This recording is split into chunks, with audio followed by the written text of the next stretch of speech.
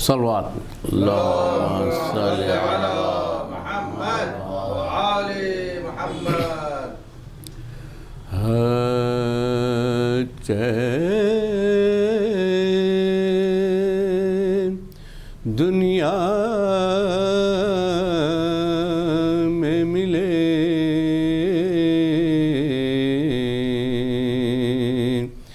راحت عقبیٰ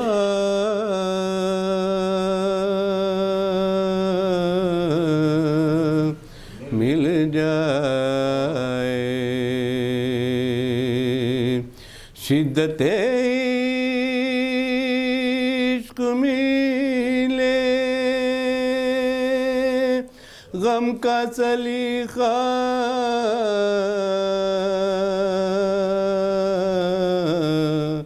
مل جائے چین دنیا میں ملے کاسے دل لیے حاضر ہے درے دولت پر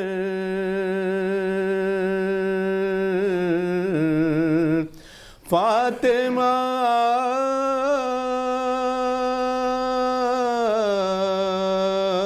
آپ کی اولاد کا صدقہ مل جائے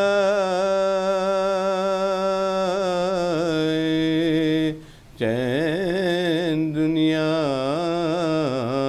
میں ملنے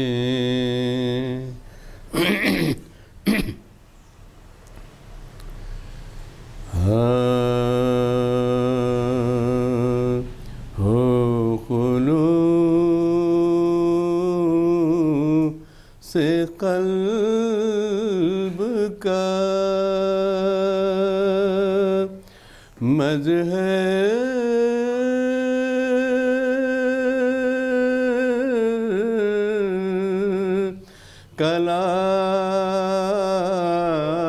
کلام ایسا تو فاطمہ روئے جسے سن کر سلام ایسا تو ہو خلوص قلب کا حر تیری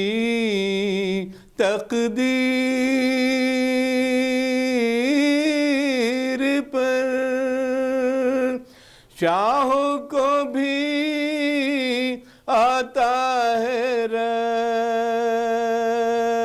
رشک حر تیری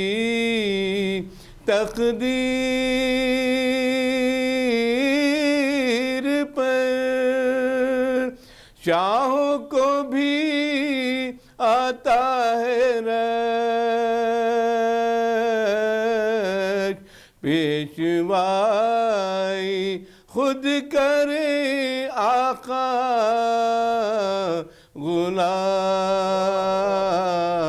غلام ایسا تو ہو خلوص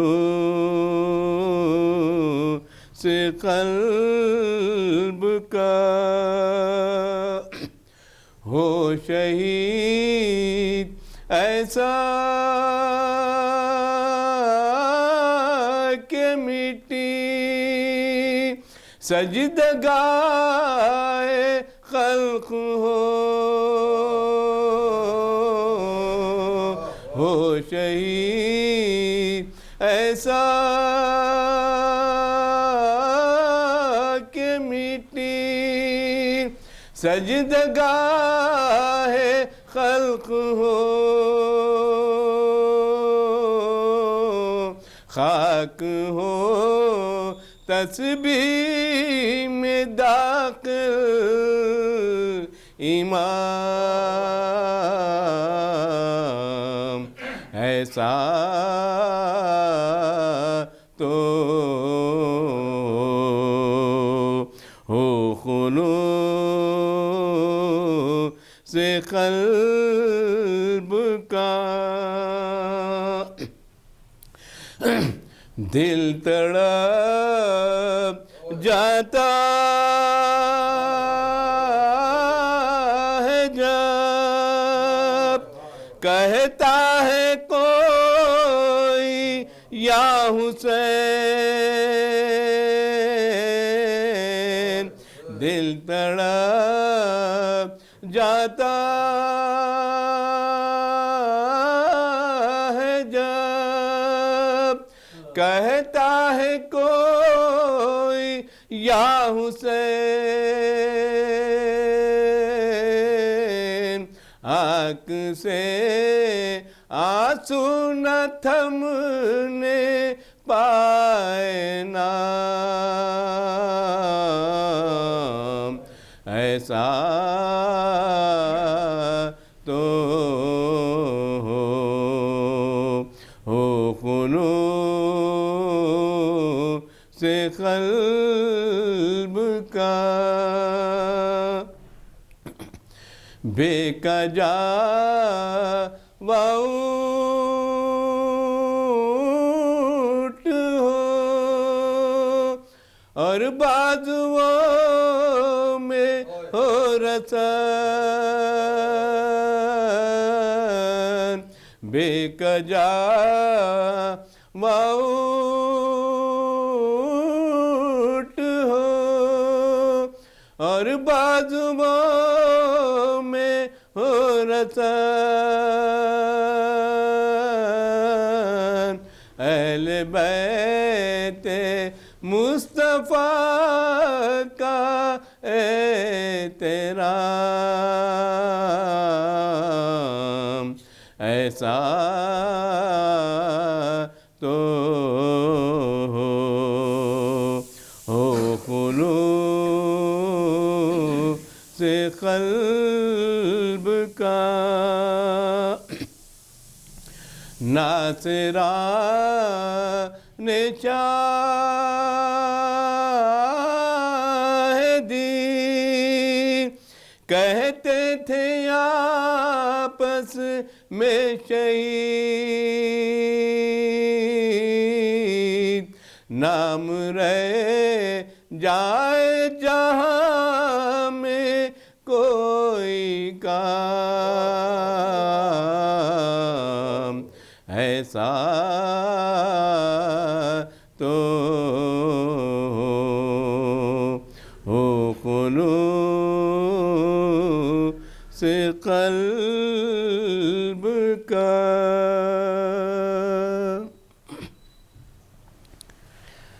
ایک سورہ فاتحہ مرحوم کے لیے سید اظہار حسین ابن سید انصار حسین مرحوم کے لیے سورہ فاتحہ فرمائیں۔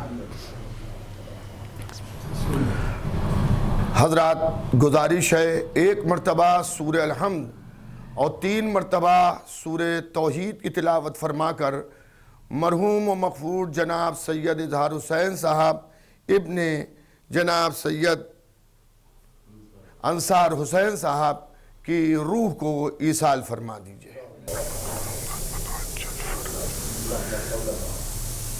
رحم اللہ من قرأ الفاتحہ۔ اعوذ باللہ من الشیطان اللعین الرجیم، بسم اللہ الرحمن الرحیم، الحمد للہ رب العالمین، والصلاة والسلام علی اشرف الانبیاء ومرسلین وشفیع المذنبین ابی القاسم محمد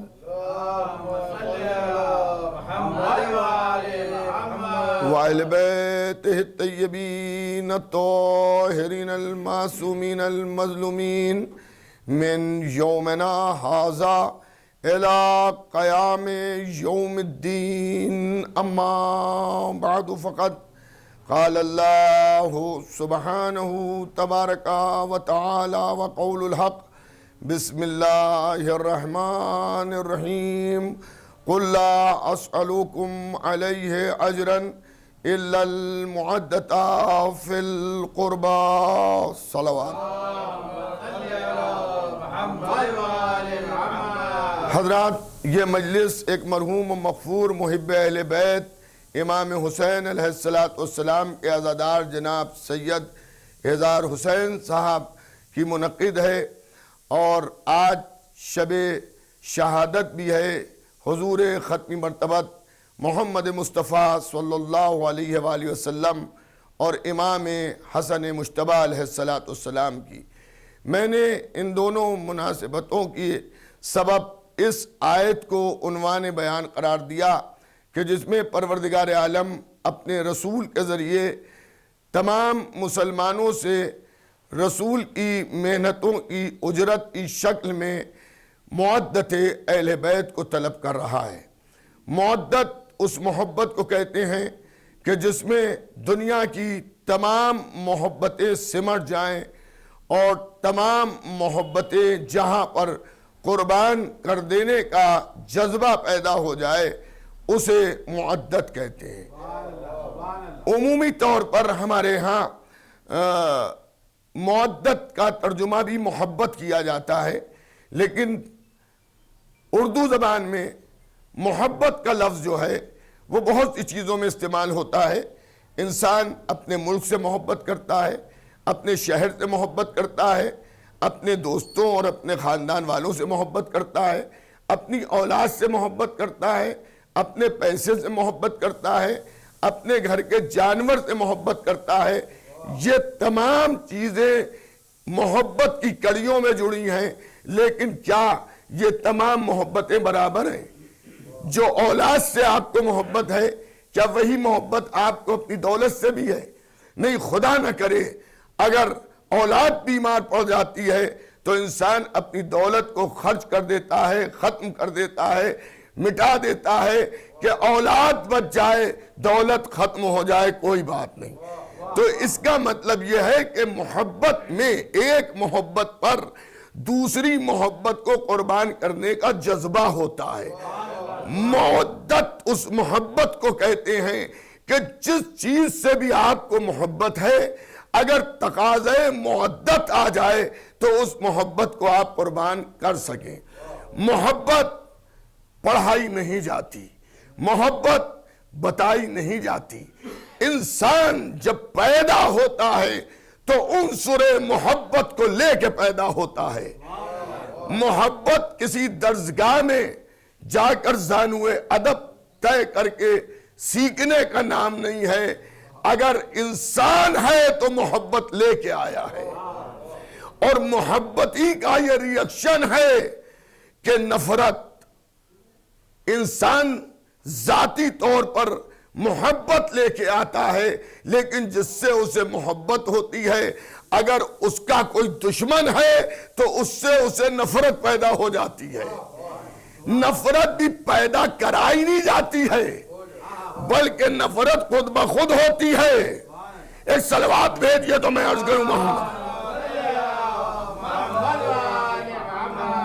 نفرت کا کوئی درس نہیں دیا جاتا، نفرت سکھائی نہیں جاتی۔ جس سے آپ کو محبت ہے اس کے دشمن سے نفرت پیدا ہو جائے گی۔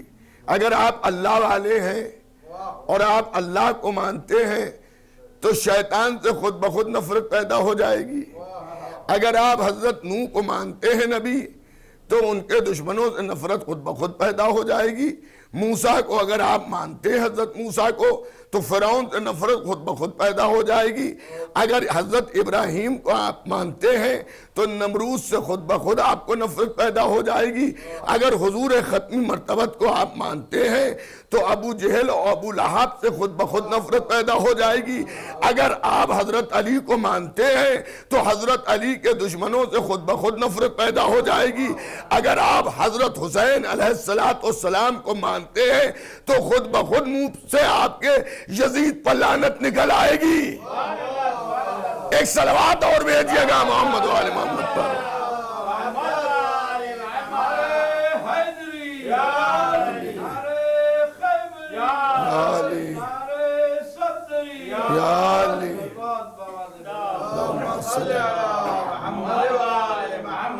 تو عزیزان گرامی، اور اگر یہ کوئی کہے کہ جس سے ہمیں محبت ہے اس کے دشمن سے بھی ہمارا لگاؤ ہے، اس سے ہی محبت ہے، تو یہ جھوٹا ہے، یہ جھوٹا ہے. دیکھیں حضرت آدم کے دو بیٹے ہیں، ایک کا نام ہے حابیل اور ایک کا نام ہے قابیل. برائی نفرت پیدا کرتی ہے، خوبیاں اچھائی محبت پیدا کرتی ہے. دونوں سگے بیٹے ہیں لیکن ایک قاتل ہے اور ایک مقتول ہے. قاتل کون ہے؟ جس نے قتل کیا ہے. مقتول کون ہے؟ جو قتل کیا گیا ہے. حابیل مقتول ہے، انہیں قتل کیا گیا. قابیل قاتل ہے. ہیں دونوں بیٹے آدم کے، لیکن اپنے اپنے عمل کے ذریعے آدم کو کسی سے نفرت پیدا ہو گئی اور کسی سے محبت پیدا ہو گئی. حضرت آدم حابیل پر رو رہے ہیں، قابیل پر لعنت کر رہے ہیں. تو معلوم یہ ہوا محبت کردار کی وجہ سے پیدا ہوتی ہے اور نفرت برائیوں کی وجہ سے پیدا ہوتی ہے. اب یہ نہ آپ ہم سے پوچھئے گا کہ آپ امام حسین کو علیہ السلام کیوں کہتے ہیں اور یزید کو لعنت اللہ علیہ کیوں کہتے ہیں، اس پر لعنت کیوں کرتے ہیں. حسین کا کردار ایسا ہے کہ زمانہ سلام کرے گا، یزید کا عمل ایسا ہے کہ زمانہ لعنت بھیجے گا. اچھا، اب اسی سے یہ بھی ہمیں ملتا ہے کہ مزاج کیسا ہے. دیکھیے آج بھی ہمارے ہندوستان میں، ہمارے مہان بھارت میں بہت سے انسانیت کے بنائے ہوئے فارمولے ہیں. بزرگ یہ کہتے ہیں، یہاں بھی سبھی اسے جانتے ہیں، جو بھی آن لائن مجلس کو سن رہے ہیں وہ بھی اس کی تائید کریں گے کہ اگر کسی کو سمجھنا ہے تو آپ یہ دیکھ لیجئے کہ اس کے دوست کیسے ہیں، اس کے ساتھ اٹھنے بیٹھنے والے کیسے ہیں. جیسے اٹھنے بیٹھنے والے ہوں گے تقریباً ملتا جلتا کردار اس کا بھی ویسے ہی ہوگا. اب عزیزان گرامی، حسین کو بھی زمانہ جانتا ہے اور یزید کو بھی زمانہ جانتا ہے، دونوں کے کرداروں کو بھی جانتا ہے. حسین راتوں میں نمازوں کے ادا کرنے والے کا نام ہے. حسین رکوع کی حالت میں سجود میں ذکر الہی کرنے والے کا نام ہے. غریبوں کو کھانا کھلانے والا کون؟ حسین ابن علی. محتاجوں کو سہارا دینے والا کون؟ حسین ابن علی. بے سہاروں کا سہارا بننے والا کون؟ حسین ابن علی. اسلام کو بچانے والا کون؟ حسین ابن علی. آدم سے لے کر حضور ختمی مرتبت تک کی وراثت کا مالک کون؟ حسین ابن علی. یزید کون ہے؟ شرابی یزید ہے، جواری یزید ہے، بدکار یزید ہے، زناکار یزید ہے. جس کے سماج میں، جس کے محل میں محرم اور نامحرم میں فرق نہ ہو، اسے کہتے ہیں یزید. جو اسلام کو مٹانا چاہتا ہو وہ ہے یزید. اب یہ دیکھ لیجئے کہ حسین کے ساتھ کون ہے، یزید کے ساتھ کون ہے. جو حسین کے ساتھ ہوگا وہ دین کا محافظ ہوگا، جو یزید کے ساتھ ہوگا وہ دین کو تباہ کر رہا ہوگا. ایک اور صلوات بھیجئے محمد. پیغمبر اسلام نے اسی لیے اپنے نواسوں کو امام حسن و امام حسین کے لیے فرمایا، حسن اور حسین جوانان جنت کے سردار ہیں۔ حسن حسین جنت کے جوانوں کے سردار ہیں۔ دیکھیں میں ایک بات کہتا ہوں، جنت میں جانے کی تمنا تو سبھی کو ہے، ہمیں بھی تمنا ہے، تمام مومنین مسلمان ہر آدمی چاہتا ہے جنت میں جائے، رات بھر جاگا، صبح آنکھ نہیں کھل رہی ہے، اعلام لگایا، نماز قضا نہ ہو جائے، خوف جہنم شوق جنت نے اٹھایا، مصلی پہ گئے، نماز پڑھی۔ مئی جون کی تیز گرمی میں جہاں ہونٹ سوکھے جا رہے ہیں، زبان ایٹھی جا رہی ہے، روزہ آدمی رکھ رہا ہے، شوق جنت میں اپنی محنت کی کمائی سے زکوٰۃ نکال رہا ہے۔ کیوں؟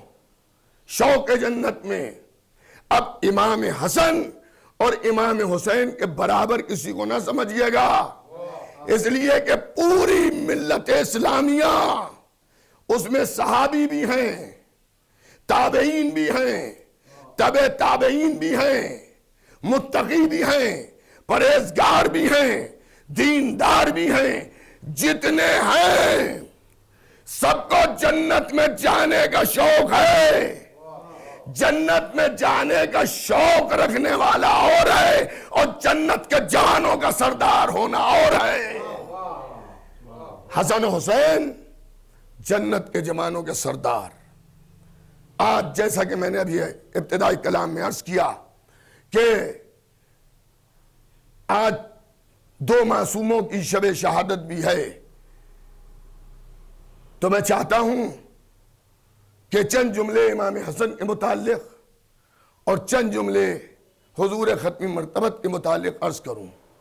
دوستوں، امامت رسالت سے الگ نہیں، رسالت امامت سے الگ نہیں۔ 17 ربیع الاول کو اگر رسول پیکر بشریت میں دنیا میں آتے ہیں تو اسی دن صادق آل محمد امام جعفر صادق علیہ السلام بھی پیکر بشریت میں دنیا میں آ رہے ہیں، اور جس دن حضور کی شہادت ہے، دنیا فانی سے کوچ ہے، 28 صفر، اسی دن امام حسن مجتبی علیہ السلام کی بھی شہادت ہے۔ یعنی رسالت کی زندگی میں بھی، حیات میں بھی امامت، اور موت کے ساتھ بھی امامت۔ نہ امامت ان سے الگ ہے، نہ یہ امامت سے الگ ہیں۔ جب امامت کو زمانہ پہچانے گا تو رسالت کو پہچانے گا، جب رسالت کو پہچانے گا تو امامت سمجھ میں آئے گی۔ یہی وجہ ہے کہ جب رسالت کی گواہی کی بات آئی تو امامت نے گواہی دی کہ میں گواہی دیتا ہوں کہ آپ اللہ کے رسول ہیں، اور جب ولایت کی گواہی کی بات آئی تو رسالت نے ہاتھوں کو اٹھا کے کہا من کنت مولا فہذا علی مولا، صلوات بھیجیے۔ تو عزیزان گرامی، برادران ایمانی، محبان اہل بیت، عاشقان اہل بیت الگ نہیں ہیں۔ اور بھی حسن حسین جو نبی کے بیٹے ہیں، ارے صاحب حدیث کے لیے لوگ کہتے تھے ضعیف ہے، تاریخ پہ بحث ہو جاتی ہے کہ صحیح ہے یا غلط۔ قرآن کی کسی آیت پر تو کوئی مسلمان یہ نہیں کہہ سکتا ہے کہ فلاں سورہ کی فلاں آیت، نعوذ باللہ میں سمجھانے کے لیے عرض کر رہا ہوں، یہ اللہ کا کلام نہیں ہے، یہ ضعیف ہے، یہ قوی ہے، یہ مستند ہے، قرآن کی آیت تو نہیں۔ اب آپ ذرا دیکھیے، غور کیجئے گا، حسن حسین کو قرآن نے نبی محمد کا فرزند قرار دیا۔ حسن حسین نبی کے بیٹے قرار دیے گئے آئے مبائلہ میں۔ بعض علماء نے، اس کے اوپر مجھے کوئی بحث نہیں کرنا ہے، بعض علماء نے یہاں تک لکھا ہے کہ رشتے میں صلبی اعتبار سے حسن حسین علیہ السلام مولا علی و بی بی زہرا کے فرزند ہیں، لیکن آئے مبائلہ کے بعد حسن حسین کے لیے ماں باپ کھڑے ہو رہے ہیں، تو کسی نے سبب پوچھا تو کہا یہ تعظیم رسول کے فرزند کی ہے، فرزند کی حیثیت سے. اور یہی وجہ ہے کہ محمد حنفیہ مولا علی کے فرزند ہیں، بہت بہادر ہیں، شجاع ہیں. بہادری کا عالم یہ ہے کہ جنگ صفین میں ذرا کچھ بڑی تھی تو حضرت مالک اشتر نے کہا شہزادے رکیے. کاہے کو رکوں؟ کہا اس لیے رکیے کہ ذرا بڑی ہے، لوہار کو بلایا ہے ذرا کاٹ دے. مسکرائے، مالک بابا کے ساتھ آپ رہے، مجھے پہچانا نہیں. جھکے، جتنی اضافی ذرا کی اسے پکڑا اور ایک تکان دی، جھٹکا، ذرا کی کڑیاں کھل گئیں، گر گئی، ٹوٹ گئی.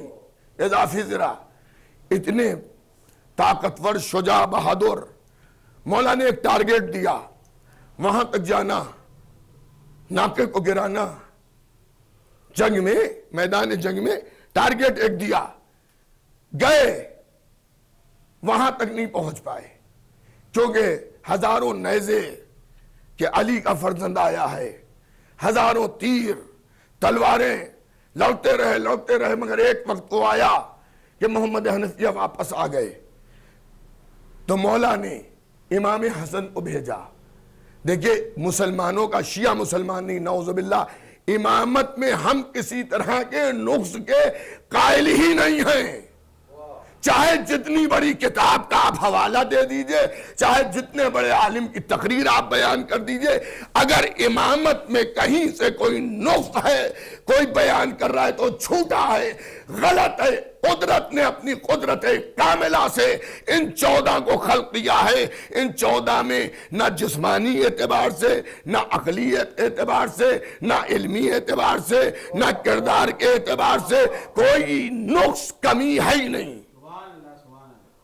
بعض جاہل یہ کہتے ہیں کمزور دل تھے. کمزور دل ہونا انسان کا ایک نقص ہے. عقل کے اندھوں ذرا تاریخ کو پڑھو، جو کام محمد حنفیہ نہیں کر پائے، اتنے شجاع و بہادر. مولا حسن کو بھیجا، کس نے؟ مولا علی نے. اور مولا حسن ہزاروں نیزوں اور ہزاروں تلواروں اور ہزاروں تیروں میں اس طرح سے پیر کے نکل گئے کہ جیسے مچھلی پانی میں پیرتی ہے. اور بابا کے ٹارگیٹ جو دیا تھا وہاں تک پہنچے، نیزے میں خون بھرا، واپس آئے، علی مرتضیٰ کے قدموں میں نیزہ ڈال دیا. باپ مسکرا دیے، خوش ہو گئے. ابھی علی مسکرا رہے تھے کہ پیچھے سے کسی کے رونے کی آواز آئی. مڑ کے دیکھا تو کیا دیکھا؟ محمد حنفیہ رو رہے ہیں. مولا نے کہا وہ بھی فرزند ہے مولا کے. بیٹا رونے کا سبب کیا ہے؟ کہا بابا رونا اس پر آ رہا ہے، پہلے آپ نے مجھے بھیجا مگر میں ٹارگیٹ تک نہیں پہنچ پایا. بعد میں آپ نے بھیا حسن کو بھیجا، بھیا حسن ٹارگیٹ تک پہنچ گئے. اتنا سننا تھا. مولا کی تیوریوں پر، مولا علی کی تیوریوں پر بل پڑ گئے. اور بل پڑنے کے بعد تلوار کا کندہ محمد حنفیہ کی پشت پر رکھ کے ارشاد فرمایا، میرے لال آج تو تم نے حسن کا مقابلے کا تصور کیا ہے، فرزند اب کبھی حسن کا یا حسین کا مقابلہ نہ کرنا، اس لیے کہ تم میرے فرزند ہو، یہ نبی محمد کے فرزند ہیں. ایک صلوات بھیج دیجئے محمد والے. یہ نبی محمد کے فرزند ہیں، کبھی ان کا تقابل نہ کرنا. اب حضرات میں اپنے مزاج کی بھی ایک بات کہہ دوں، ہو سکتا ہے سننے والوں کو پسند آئے، پسند آ جائے تو دعا دیجیے گا. محمد حنفیہ مولا علی کے فرزند ہیں، لیکن مولا نے کیا کہا؟ حسن حسین کا مقابلہ نہ کرنا، حسن حسین کا مقابلہ نہ کرنا، حسن حسین کا مقابلہ نہ کرنا. اب عزیزان گرامی، جب علی کا فرزند حسن حسین کا مقابلہ نہیں کر سکتا ہے تو ایرے غیرے نتھو خیروں کے لڑکے حسن حسین کے مقابل کیا آئیں گے؟ جو حسن حسین کا مقابلہ نہیں کر سکتا وہ زمانہ حسن حسین کے باپ کا کیا مقابلہ کرے گا؟ ایک اور صلوات بھیج دیجئے.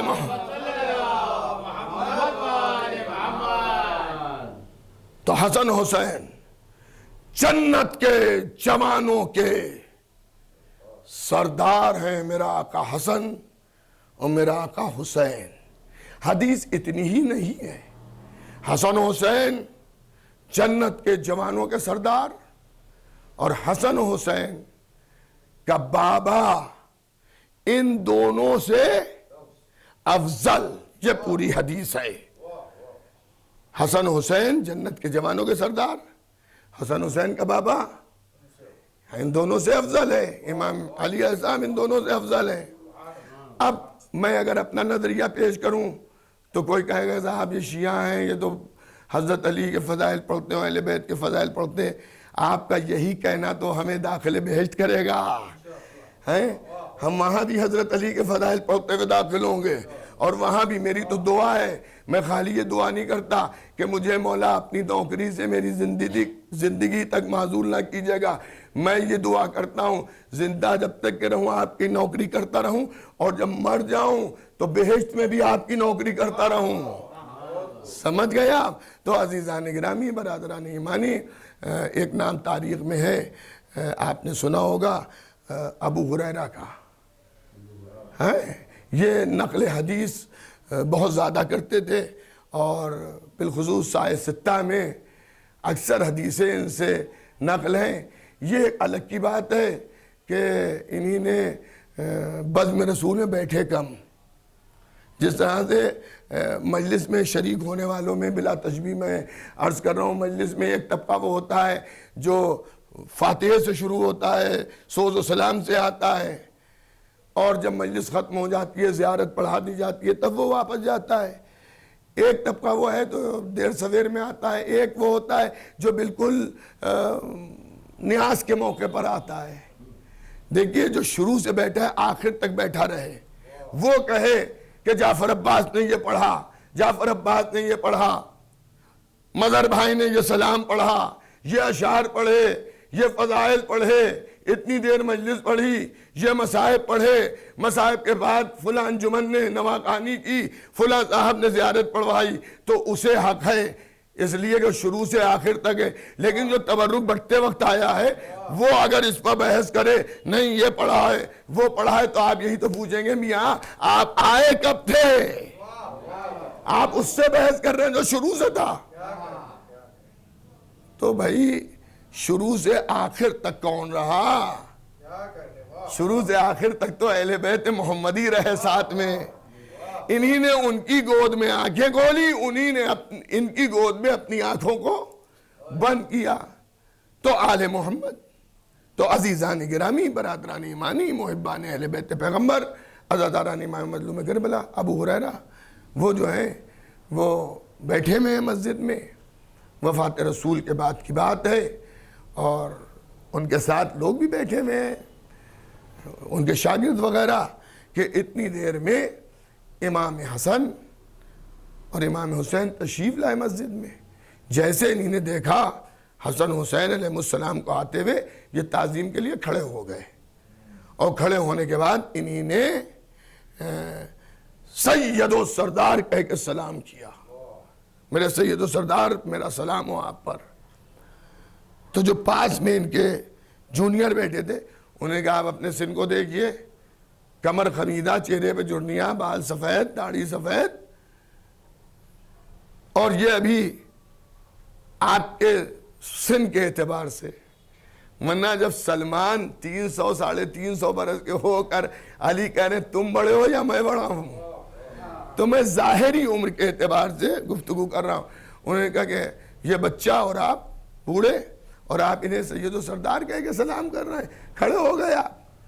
تو اب وہ صاحب ہم پر پابندی ہے کہ دور اول کے مسلمانوں کو کچھ نہ کہیے، جو وہ کرے، لیکن دور اول میں ایک دوسروں کو گالیاں تک دیتے تھے، کتابوں میں موجود ہے، فحش بکی جاتی تھی آپس میں۔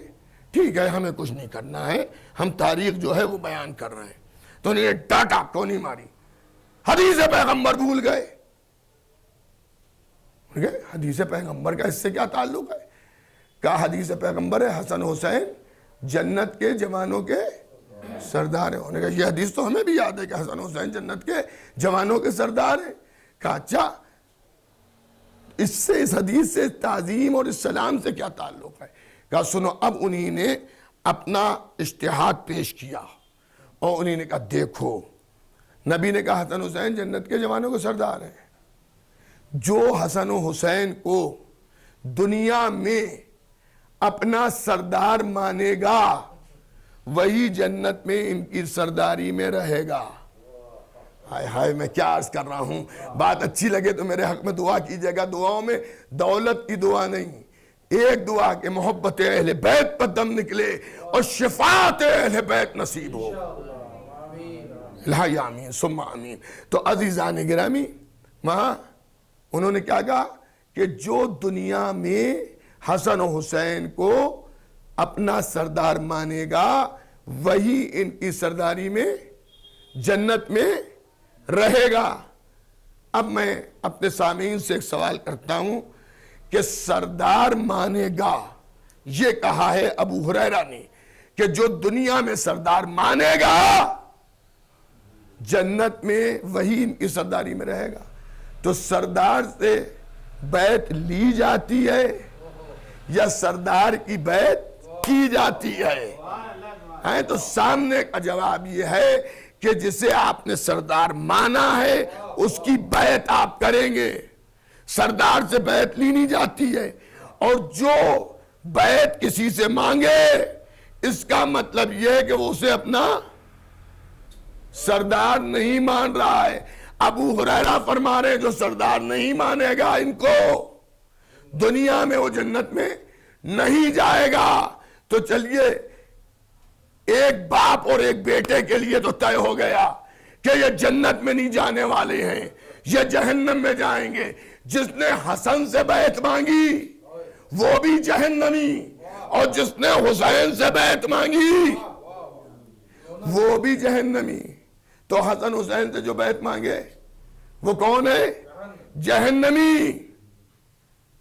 نبی نے کیا فرمایا؟ ان کا بابا علی ان دونوں سے افضل۔ جو بیٹوں سے جنت مانگی، جو بیٹوں سے بیعت مانگے وہ جہنمی۔ ارباب ولا پوری توجہ کیجئے گا جہاں جہاں آواز سنی جا رہی ہے کہ جو بیٹوں سے بیعت مانگے وہ جہنمی، تو جو باپ سے سوال بیعت کرے وہ ان سے بڑا جہنمی۔ ایک اور صلوات بھیجئے گا محمد تو یہ مرتبہ ہے حضرت حسن کا، اور یہ مرتبہ ہے حضرت حسین شہید کربلا کا۔ ظاہر ہے ہم سب اس وقت ایک آن لائن مجلس میں بیٹھے ہیں، ایک مومن محب اہل بیت جناب سید اظہار حسین صاحب جنہی نے شام غریبہ میں انتقال فرمایا، بمبئی کی سرزمین پر جو زندگی بسر کر رہے تھے، حالات کے تقاضوں کو مد نظر رکھتے ہوئے مجلس آن لائن منعقد ہو رہی ہے، ورنہ ہمارے ہاں تو مجلس ایصال ثواب ہو یا مجلس شہدائے کربلا ہو، ہم فرش اعظم پہ بیٹھ کے مجلس کو انجام دیتے ہیں۔ لیکن بہرحال اس مجلس کا ثواب بھی مرحوم کو اسی طرح سے انشاءاللہ ملے گا کہ جس طرح سے عام حالات میں ہم فرش اعظم پر بیٹھ کر اپنے مرحومین کو ذکر مصیبت امام حسین، ذکر فضائل اہل بیت بیان کر کے اجر و ثواب ہدیہ کرتے ہیں۔ حضور ختمی مرتبت کے ساتھ اس بات کے اوپر ایک بحث چلتی ہے کہ ان کی رحلت وفات ہوئی یا ان کی شہادت ہوئی۔ دوستوں، معتبر ذرائع سے جو روایتیں آئی ہیں ان سے یہی ظاہر ہوتا ہے کہ حضور ختمی مرتبت کو ایک عورت نے زہر دیا۔ اب میں اس وقت کسی کا نام لینا نہیں چاہتا. وہ کون ہے کہ جو حضور کو زہر دے رہی ہے یا دلوا رہی ہے؟ لیکن ہاں اتنا ضرور یاد رکھیے گا، 14 معصومین کی فہرست میں جو 13 معصوم ہیں، ایک معصوم تو پردہ غیب میں ہے اور وہ زندہ ہیں، اور انشاءاللہ وہ زندہ رہیں گے. اور ایک دن وہ آئے گا کہ جب وہ ظہور فرمائیں گے، اور ہم سب اگر مر بھی چکے ہوں گے تو ان کی ٹھوکر پہ ہم سب زندہ ہوں گے، اور ہم ان کے لشکر میں انشاءاللہ شامل ہوں گے، اور ہم ان کے ساتھ ایسی وفا کریں گے کہ وہ ہمیں اپنے وفادار سپاہیوں میں شمار کریں گے انشاءاللہ. تو عزیزان گرامی، ان 13 معصوموں میں جو 12 مرد ہیں حضور ختمی مرتبہ تو 11 امام، اور اس سلسلہ ہدایت میں جو 11 امام شہید کیے گئے ہیں، ان میں 2 امام ایسے ہیں کہ جنہیں عورتوں نے زہر دیا ہے. ایک امام حسن مجتبی علیہ السلام جن کی شب شہادت ہم سب بیٹھے ہوئے ہیں، اور ایک امام محمد تقی علیہ السلام. یہ عورتیں کون تھیں؟ یہ باہر کی عورتیں نہیں تھیں. امام حسن علیہ السلام کو ان کی زوجہ جعدہ بنت اشس نے دیا زہر، جو دنیا کے بنائے ہوئے خلیفہ کی بھانجی ہوتی تھی. اور امام محمد تقی علیہ السلام کو ام الفضل نے زہر دیا. اور یہ دونوں دنیا کی لالچ میں آئی تھیں. وہاں جعدہ بنت اشس سے اندھیروں کے امیر معاویہ ابن ابو سفیان نے یہ لالچ دی تھی کہ اگر تم نواسہ رسول کو زہر دے دو تو ہم تمہارا عقد یزید کے ساتھ کر دیں گے. اور جب اس نے امام حسن علیہ السلام کو زہر دے کر یہ پہنچی ہے شام، اور اس نے کہا میں نے اپنا کام کر دیا، اب تم اپنے وعدے کو پورا کرو، تو معاویہ نے جواب دیا، جعدہ تو نے مجھے بیوقوف سمجھا ہے؟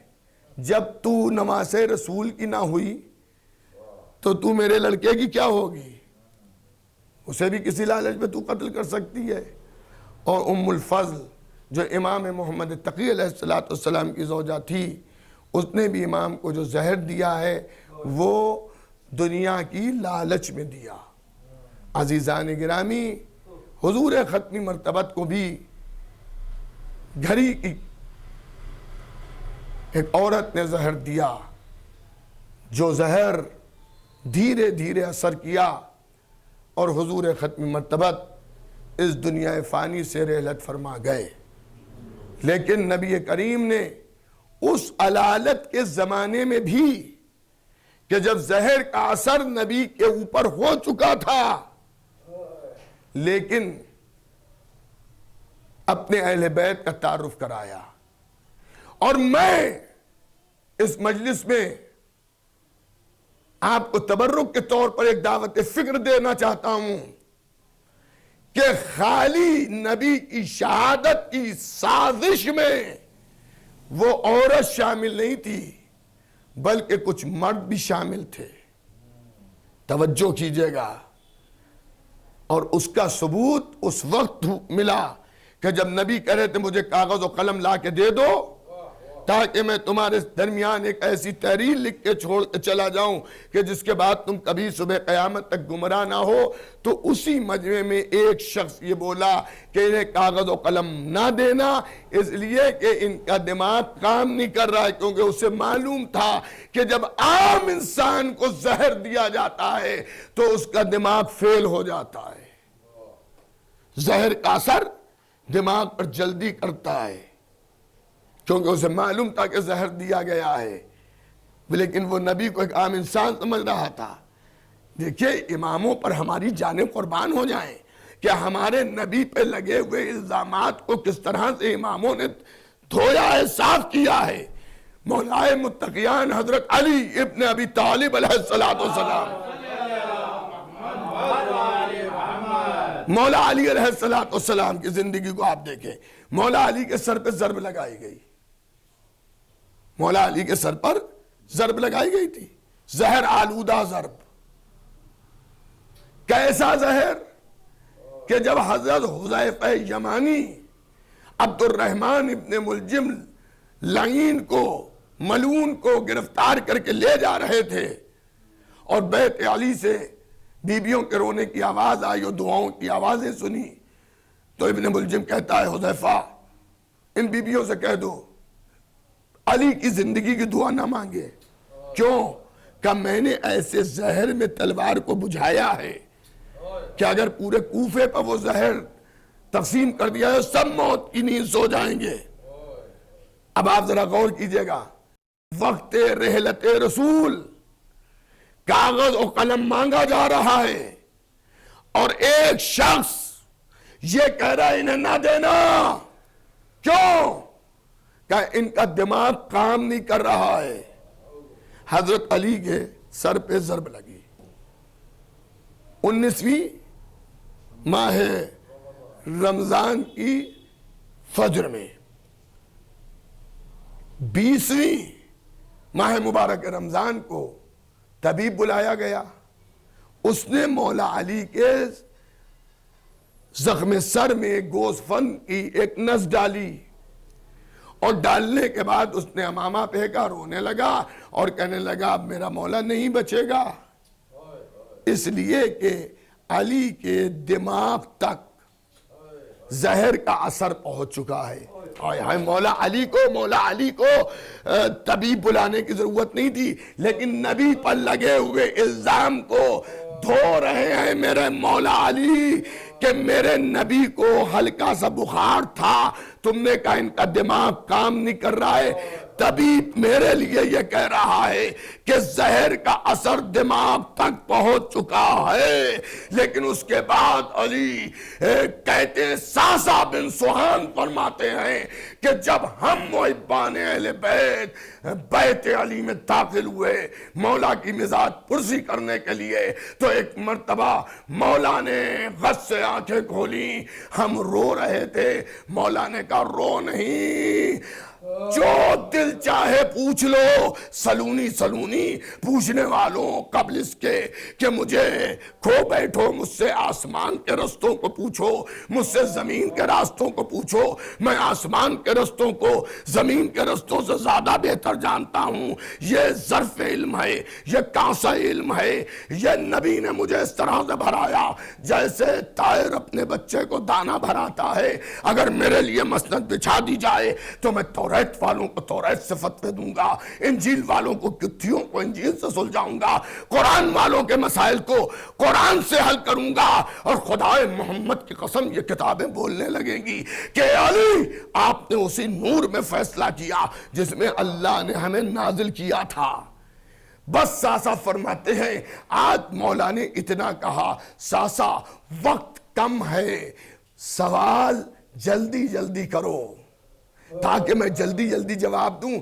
دیکھیے انسان جب پریشان ہوتا ہے کہتا ہے رک رک کے پوچھو، لیکن علی زخمی ہیں، زہر کا اثر دماغ تک پہنچ گیا ہے، مگر کہہ رہے جو دل چاہے پوچھ لو۔ اس کا مطلب یہ ہے کہ میرا مولا بتا رہا ہے میں نبی نہیں ہوں، نبی کا جانشین ہوں۔ جب میرا دماغ نہیں فیل ہو رہا ہے تو نبی کا دماغ کہاں سے فیل ہوگا؟ حیدری یا علی، نعرہ صفدری یا علی، نعرہ خیبری یا علی، صلوات بآواز بلند اللہم صلی علی محمد۔ لیکن جاتے جاتے نبی کریم بار بار یہ کہتے رہے کہ میرے اہل بیت کو پہچانو، میرے اہل بیت کو جانو، میرے اہل بیت کون ہیں؟ عزیزان گرامی، نبی کی آنکھ علی کی گود میں بند ہوئی۔ یہ بھی عرض کرنا میں ضروری سمجھتا ہوں، اس وقت سوشل میڈیا کا زمانہ ہے، لوگ سوال کرتے ہیں کہ علی جیسے بہادر نے، علی جیسے شجاع نے، علی جیسے میدان کارزار کے شہ سوار نے یہ کیسے برداشت کر لیا کہ گھر میں آگ لگ گئی، یہ کیسے برداشت کر لیا کہ زوجہ کی پسلیاں ٹوٹ گئیں، یہ کیسے برداشت کر لیا کہ گلے میں رسی باندھ دی گئی، یہ کیسے برداشت کر لیا کہ حق کو غصب کیا گیا، کھینچا گیا، ظلم کیے گئے، یہ علی نے برداشت کیسے کیا؟ عزیزان گرامی، یقیناً مولا کو کسی کی حمایت کی ضرورت نہیں تھی۔ بڑے بڑے میدانوں میں علی اکیلے چلے گئے، مجمع کو مڑ کے نہیں دیکھا، سپاہیوں کو مڑ کے نہیں دیکھا، کیونکہ یہ علی ہیں زندگی کی پوری حیات علی ہے۔ میدان میں ہو تو علی ہیں، بستر پر ہو تو علی ہیں، سجدے میں ہو تو علی ہیں۔ عزیزان گرامی، آپ جانتے ہیں نبی کریم نے وقت رحلت، وقت شہادت مولا علی کو ہر چیز سے باخبر کیا۔ یا علی، میری رحلت کے بعد، میری شہادت کے بعد آپ پر یہ ظلم ہوں گے، یہ ظلم ہوں گے، یہ ظلم ہوں گے۔ تمام ان حالات سے آگاہی دی کہ جو ظلم مسلمانوں کی طرف سے اہل بیت پیغمبر پر ہونے والے تھے، جب سب سن لیا، نبی خاموش ہوئے، تو میرے مولا نے ارشاد فرمایا، اللہ کے نبی، اس موقع پر میرا فریضہ کیا ہے، میں کیا کروں، ان معاملات کو میں کس طرح سے ہینڈل کروں؟ تو نبی کریم نے ارشاد فرمایا، یا علی، آپ مظالم کے مقابل، ظلم کے مقابل صبر کیجئے گا۔ علی کی کمزوری نہیں تھی، علی علیہ السلام کی یہ کوئی کمی نہیں تھی، یہ نبی کی وصیت تھی، جو علی اپنے گھر کو جلتا ہوا دیکھ رہے مگر صبر کر رہے ہیں۔ زوجہ کی پسلیاں ٹوٹ گئی مگر صبر کیا، گلے میں رسی باندھ دی گئی مگر صبر کیا، کشاں کشاں کھینچے گئے مگر صبر کیا، باغ علاقہ فدق کو غصب کیا گیا مگر صبر کیا۔ حد یہ ہے کہ مسئلہ خلافت کو غصب کر لیا گیا مگر علی نے صبر کیا۔ عزاداروں، یہ ایک سال ثواب کی مجلس ہے، یہ ایک مجلس چیلم ہے۔ میری سمجھ میں نہیں آتا کہ مصائب میں کہاں سے پڑھوں، کس کا ذکر کروں۔ دو معصوموں کی شب شہادت ہے، اللہ اللہ۔ ایک تو حضور ختمی مرتبات محمد مصطفیٰ، لاکھوں سلام ہو اللہ کے اس رسول پر کہ جس نے اپنی پوری زندگی خدمت اسلام میں خرچ کر دی۔ لاکھوں درود و سلام ہو اس محمد عربی پر، ان محمد رسول اللہ پر کہ جن نے ہمیں اندھیرے سے روشنی میں لا کے بٹھالا، پستی سے بلندی پر لے آئے۔ ہمیں کچھ نہیں علم تھا، نبی نے سب کچھ ہمیں بتایا۔ آج ان کی شب شہادت ہے، اور ایک اس مظلوم امام کی، امام حسن بھی بڑے مظلوم ہیں۔ عزاداروں، جس طرح سے فضائل میں حسن حسین برابر ہیں، اسی طرح سے مصائب میں بھی حسن حسین برابر ہیں۔ یہاں امام حسن کے نیچے سے مصلی کھینچا گیا حالت نماز میں، نماز پڑھتے میں امام حسن کے پائے مبارک پر تیر مارا گیا۔ امام حسن علیہ السلام کے حق امامت کو غصب کیا گیا، حق خلافت کو غصب کیا گیا۔ عزاداروں، امام حسن مجتبیٰ کو زہر دغا سے شہید کیا گیا۔ بس ارباب اذاں، مجلس تمام ہو گئی۔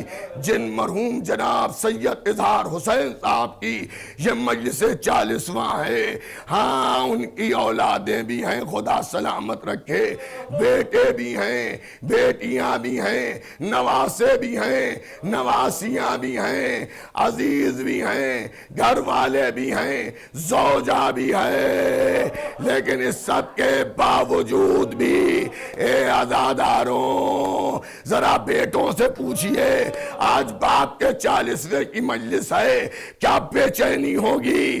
بیٹیوں سے پوچھئے کہ بیٹیوں کو کیا تڑپ ہوگی؟ ارے ان کی زوجہ سے پوچھئے تو وہ بھی غمگین بیٹھی ہوں گی۔ ارے بھرے گھر کے رہنے والے تھے، اب ذرا امام حسن کے گھر آئیے جہاں امام حسن کو زہر دیا گیا، حسین آ گئے۔ امام حسن نے امام حسین کو دیکھا، اے بھیا نہ جانے اس پانی میں کیا تھا کہ میں نے اس پانی کو پیا، اے بھیا میرے کلیجے کے ٹکڑے ہونے لگے۔ عزاداروں، امام حسین نے اس پانی کی طرف ہاتھ بڑھایا، اسے لینا چاہ رہے تھے کہ امام حسن نے اس پانی کو زمین پر پھینکا۔ ارے ایسا زہر تھا اس پانی کے اندر کہ زمین سے دھواں نکلنے لگا۔ اللہ اکبر، اللہ اکبر۔ آپ کی آوازیں بلند ہو رہی ہیں، آپ مصائب ہو رہے ہیں، خدا آپ کو کوئی غم نہ دے سوائے غم اہل بیت پیغمبر کے۔ امام حسن کو پرسا دیجئے، حضور ختمی مرتبت کو پرسا دیجئے، اور ان آنسوؤں کا ثواب مرحوم سید اظہار حسین صاحب کی قبر میں ان کی روح کو پروردگار پہنچائے۔ پروردگار مرحوم کے گناہ کبیرہ اور گناہ صغیرہ کو معاف کر دے، انہیں جوار معصومین میں جگہ عنایت فرمائے۔ ہاں عزاداروں، امام حسن کے جسم پر اس زہر کا اثر یہ ہوا کہ جگر کے ٹکڑے ہو گئے، اور دہن مبارک سے جگر کے ٹکڑے باہر نکلنے لگے تو کنیز توڑ کے ایک تشت لے آئی، امام کے جگر کے ٹکڑے ارے اس تشت کے اندر گرے۔ ابھی تھوڑی دیر کے بعد سیدہ زینب کو خبر ہوئی کہ بھائی کو زہر دے دیا گیا ہے۔ اللہ اکبر، اللہ اکبر۔ شہزادی نے سر پر چادر ڈالی، بھیا کے بیت الشرف آئی، یہاں امام حسن علیہ السلام غش میں ہیں، لیکن جیسے بہن گھر کی طرف چلی ہے، امام حسن کو احساس ہو گیا میری بہن زینب آ رہی ہے۔ کسی کو آواز دی، اس تشت کو چھپا دو، اس لیے کہ میری بہن جب اس تشت کو دیکھے گی میری بہن برداشت نہیں کر پائے گی۔ اللہ اللہ، تشت چھپا دیا گیا، زینب بیت الشرف میں آ گئی، آنے کے بعد بھائی بگرا دیا، اے بھیا، اے میرے بھیا آپ کو کیا ہو گیا؟ میں کہوں گا مولا یہاں آپ نے جگر کے ٹکڑوں کو چھپا دیا، لیکن کربلا میں اکیلی زینب لاش حسین کے قریب کھڑی کہہ رہی ہوگی، اے بھیا جسم تمہارا پامال پڑا ہے۔ اللہ اکبر، اللہ اکبر۔ بس عزاداروں آپ رو لیے، اب مجلس تمام ہونے والی ہے، بس 1 یا 2 منٹ اور سن لیجئے۔ عزاداروں، امام حسن کی شہادت ہو گئی، حسین نے حسن کو غسل دیا، کفن پہنایا، نماز جنازہ پڑھائی، کیونکہ امام حسن کی وصیت یہ تھی کہ مجھے نانا کے پہلو میں دفن کر دینا، اور اگر زمانہ نانا کے پہلو میں دفن ہونے سے روکے تو مجھے ماں کے پیٹی دفن کر دینا۔ لیجئے حسن کا جنازہ بیت الشرف سے برآمد ہوا، خدا لعنت کرے اس مرد اور اس عورت پر کہ جس نے حسن کے جنازے پر تیر چلوائے. حسن کے جنازے پر تیر چلے، حسین نے جنازے کو زمین پر رکھوایا اور اپنے ہاتھوں سے تیروں کو کھینچا. عزاداروں، عباس کو جلال آ گیا.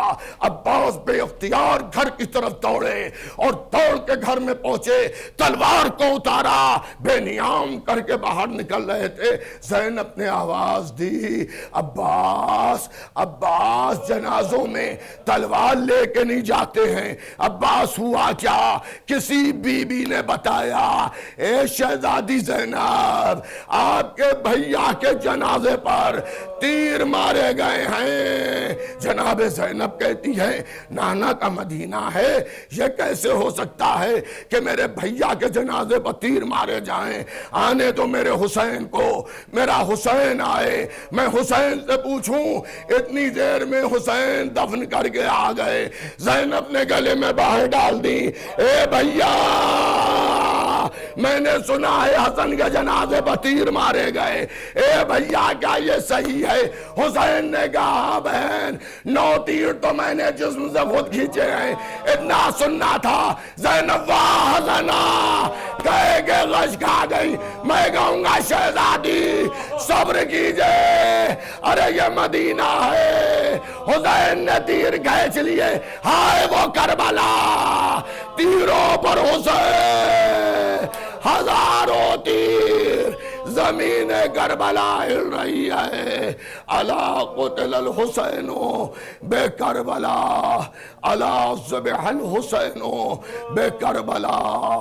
پروردگار اس مجلس کو قبول فرما، اس کا ثواب جناب سید اظہار حسین صاحب کی قبر میں ان کی روح کو پہنچے.